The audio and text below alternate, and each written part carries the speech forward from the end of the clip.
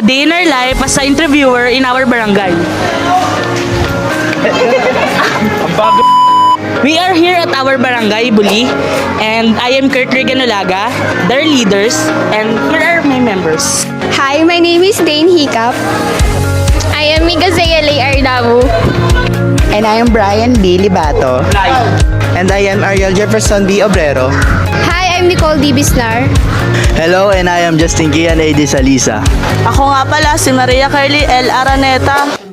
So, good afternoon po. Narito po kami para may itanong lang na few question about sa barangay natin. So, yung first question po is, what are the hazards in the community? Hindi tayo pro, Opo. pero meron tayong Yes po. ano tayo, ano tayo sa fault line. Opo, yes. Kasama tayo. Ayun. Who are the most seriously affected and why? And syempre ang affected is Aplaya 1 and Aplaya 2 mostly kasi sila yung nandun sa malapit sa shoreline. Prone area po. Prone area, hindi prone area, danger zone area. Sabi ng ng city, dapat daw talaga sila ay hindi nandoon kasi yun ay danger zone. Once na lumaki ang tubig, dapat talaga na hindi sila nandoon. Kaya tinan mo yung ating evacuees ngayon. Apo. Nakita nyo ba? Puno po. Nakita nyo? Puro yung evacuees. Yan yung result ng madaming nakatira sa playa. So, dapat nalilimitahan sila na hindi na sila doon tumira. Kasi nga, kagaya niyan, pag nagbagyo, Okay, bakit? Opo. always, Coca-Cola. Laging sila ang aming bisita. Ayun. What are the risks or dangers brought about by these hazards? Yun na nga yung sinabi ko kanina, di ba, kagaya niyan, pag lumaki ang tubig, usually, kasi naman talagang, bago pa lang sila tumira doon, alam na nila na sila ay nasa danger zone area. So, once na nagkaroon ng bagyo, unang-una, sila ang apektado kasi nasa shoreline, tatamaan na talaga ng tubig. Pag tumaas ang tubig, wala silang matutulugan. Opo. At delikado rin para sa kanilang mga anak. Usually, ang tinignan talaga lang namin nung nakaraang bagyo is yung mga bata eh. Kasi sa sobrang dami ng mga bata, parang may factory ng bata dun sa Aplaya 1, nakakatakot para sa kanila. Kasi pagtulay pa lang nun sa mga tulay na ibinigay ng city, baka mamaya mahulog, ilagpas sa mga bata. Hindi kawawa naman yung mga bata. Sir, connect ko lang din po dun sa ang offer po na solution dyan is yung yung recently may form na libreng pabahay. Sure po yun para po sa kanila. Yung yung project ng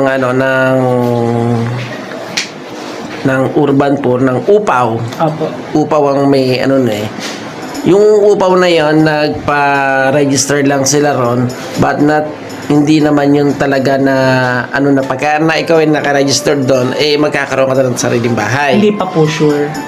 Hindi naman sa hindi sure, but sabi ng Upaw na once na naka-register ka doon, pagka nagkaroon ng malaking proyekto ang ating city at nagkaroon sila ng mga pabahay, May slot na po. may possibility na magkaroon ka ng slot, pero depende pa rin sa kung may kakayahan ka. Kasi yon hindi yun nagpalisa sila ron para Titira na lang po. Ganun. yes, rin yun parang Kailangan nyo rin po maglabas ng pera.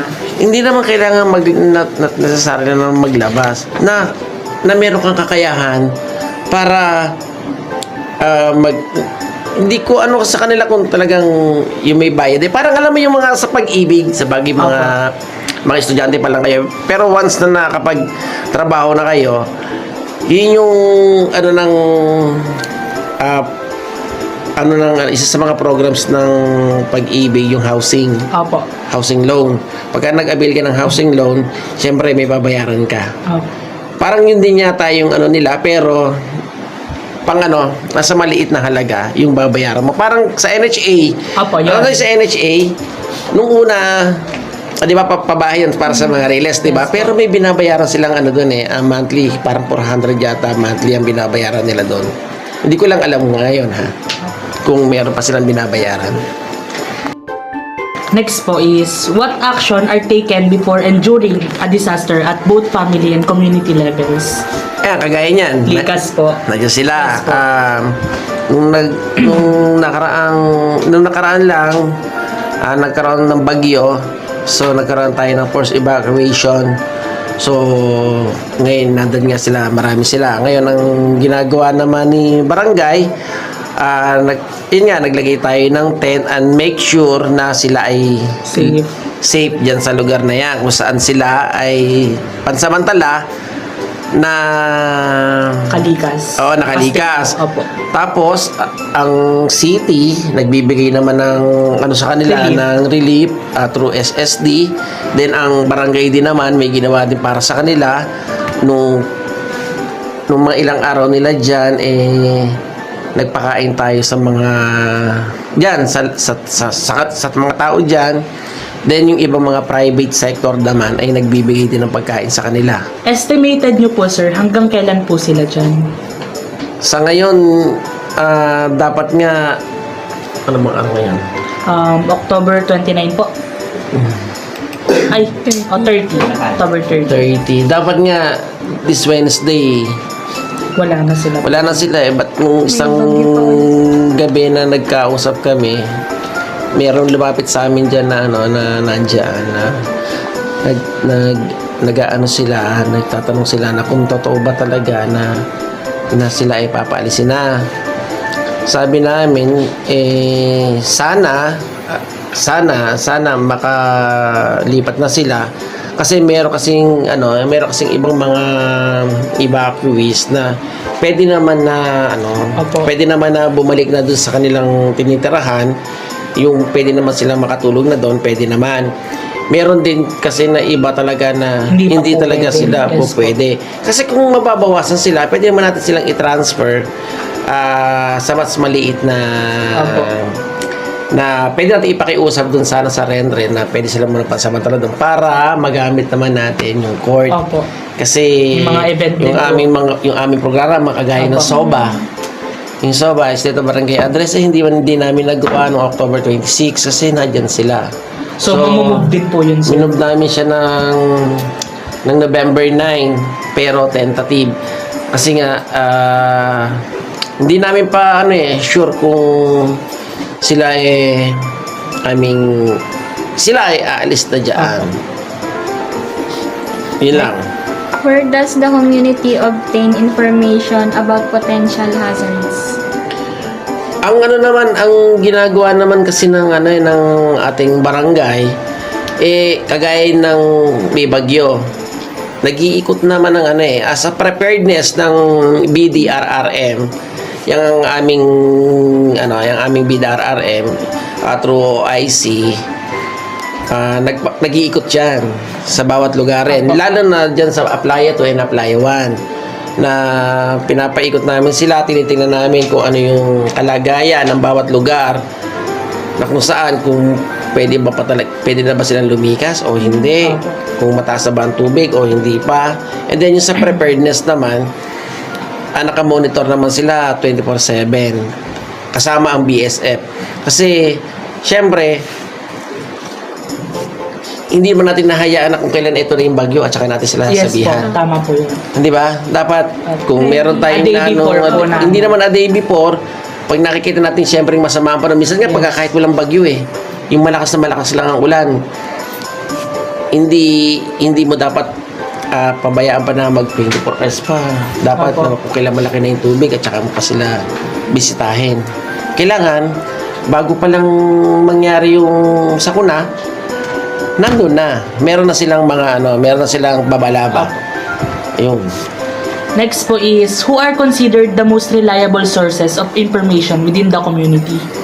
Siyempre, ang unang-unang reliable source niyan, ang pinakamaganda talaga ang social media Opo, Pag-asa. Hindi, tama, pag-asa din, at saka siyempre yung, alam niyo naman, si Mayor ngayon masyadong mas active ngayon Yes sa po. FB, Opo. di ba? So, So, city tuntua ang mga government. estudyante pagka si Mayor na ang nagla-live. Alam na this, City no? government. Oo, sa city government. Active Di ba? po yan si Mayor. Ano nga lang yung medyo malakas nga lang ang ulan, mga estudyante, tuntua na na kahit mga colleges, kami nung dati, nung college ako, lang yan, basa na talaga yung kalahati ng katawan ko, napasok pa ako sa school Pero, Kami din po, kasi po, hindi po kami kasama minsan sa suspension kasi private po. dito pa kayo sa, SPI po kami, Alabang, college po. sa PL mo na ako dati graduate doon din naman, kahit pagka-college ka, putek, kahit na ang lakas ng ulan. Pero ngayon, na si Considered naman po minsan sila. ako considered Yes po. no? Na, Damay po kami ng ating mga city. Sa ngayon nga, nakakatuwa nga din ang ating city hindi rin nagpapahuli. Although minsan nakikita na natin sa sa mga TV, di ba? Nag-aabang na tayo. Opo. Meron bang Pero pag bukas ka ng FB at May ma-updated walang po si pasok. Mayor, yes po. May ma-updated na. Kaya, yun din yung isa sa mga tawag dito, magandang ng Plus factor na. Oo, tama yun.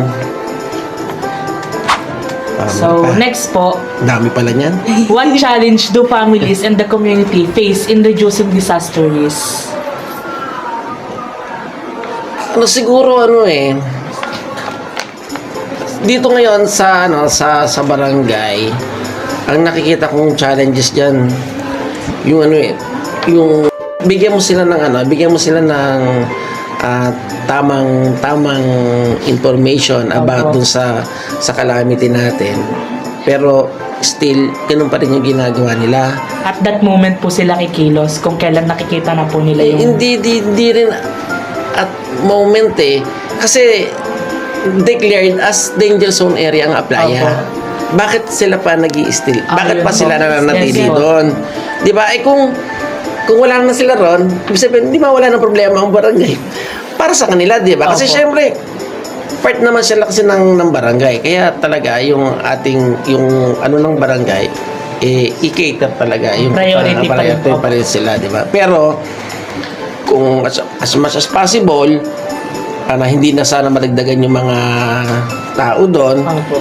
di malilesen din yung ng barangay.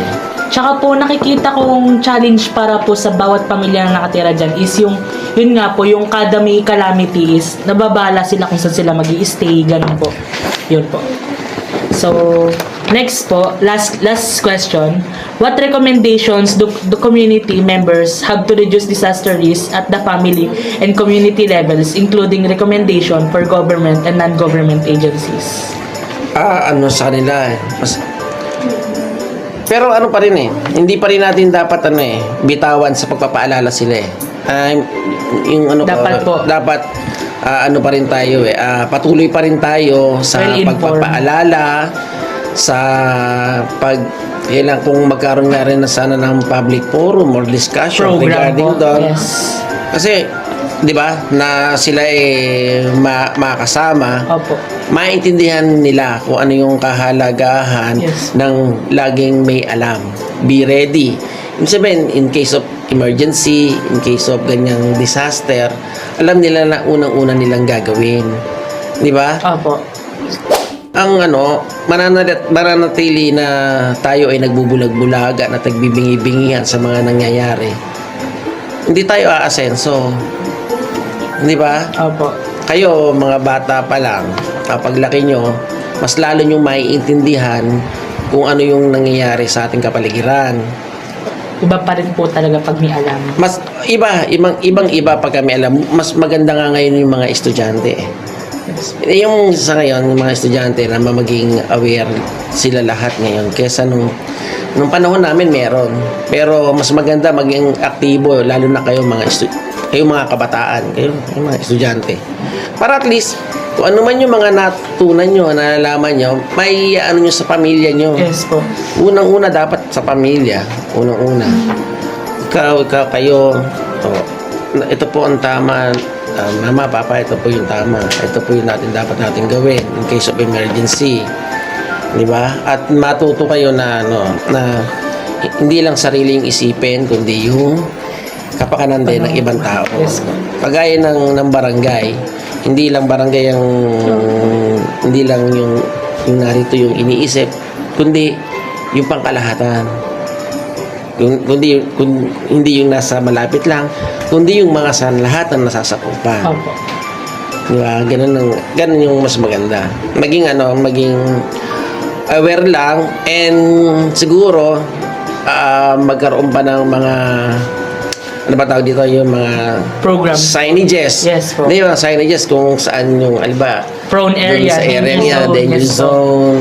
Yun, yung magkaroon sana ng gano'n na programa. Although meron naman kami mga signages dyan na nakalagay, and meron din tayong trompa sa community in case of emergency, pwede doon magsalita na bumarinig na buong komunidad. Doon, pwede ron. Ayun. Thank you po, Sec. Yun lang po. Yun lang ba? Thank you po, Kulang Sec. pa? Wala na po. Thank you po.